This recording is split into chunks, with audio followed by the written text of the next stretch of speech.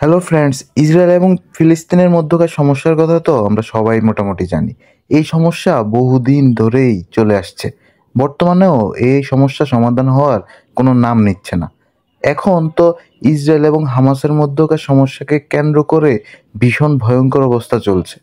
গত ৭ অক্টোবর ইসরায়েলের উপর হামাসের হামলাকে কেন্দ্র করে ইসরায়েল প্রতিশোধপরায়ণ হয়ে উঠেছিল বহু আগে থেকেই।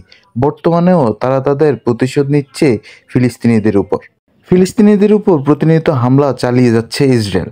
যদিও ইসরায়েল বলছে যে তারা হামাসকে নিয়ন্ত্রণ করার জন্য এই হামলা চালাচ্ছে, কিন্তু এই হামলার ফলে বহু বহু বেসামরিক নাগরিক মৃত্যুবরণ করেছে। ইসরায়েলের এমন আগ্রাসী মনোভাবের কারণে ফিলিস্তিনের প্রায় ৪০,০০০-এর বেশি মানুষের মৃত্যু হয়েছে। এ নিয়ে সারা বিশ্বে চলছে নিন্দার ঝড় ইসরায়েলের বিরুদ্ধে। এর ফলে দেখা দিয়েছে ভয়ঙ্কর আঞ্চলিক সমস্যা। এই যেমন ইসরায়েল এবং লেবাননের মধ্যে উত্তেজনা দেখা দিয়েছে, তার চেয়েও ভয়ঙ্কর ব্যাপার হচ্ছে ইসরায়েল এবং ইরানের মধ্যে চলছে ভয়ঙ্কর স্নায়ুগত যুদ্ধ।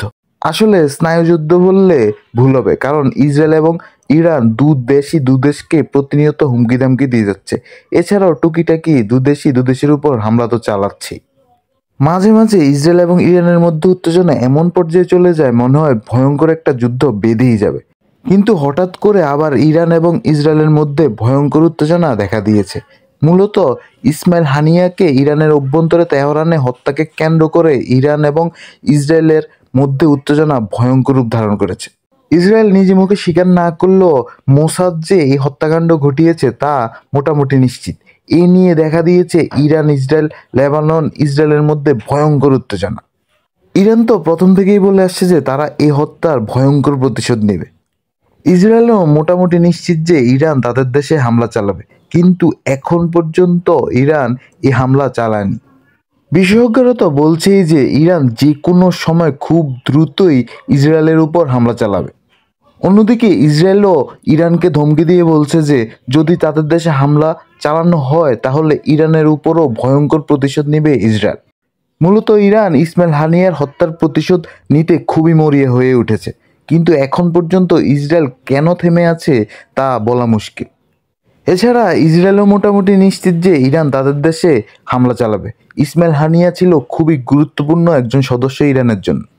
সামগ্রিক পরিস্থিতি বিবেচনা করলে বোঝা যাচ্ছে যে আজ হোক বা কাল ইরান এবং ইসরায়েলের মধ্যে একটা যুদ্ধ হবেই, শুধুমাত্র একটু সময়ের অপেক্ষা আর কি। আর ইসরায়েল এবং ইরানের মধ্যে যুদ্ধ হলে তা কতটা ভয়ঙ্কর হবে এবং তা চারপাশের দেশগুলোকে কতটা প্রভাবিত করবে তা আমরা ভবিষ্যতেই দেখতে পাবো।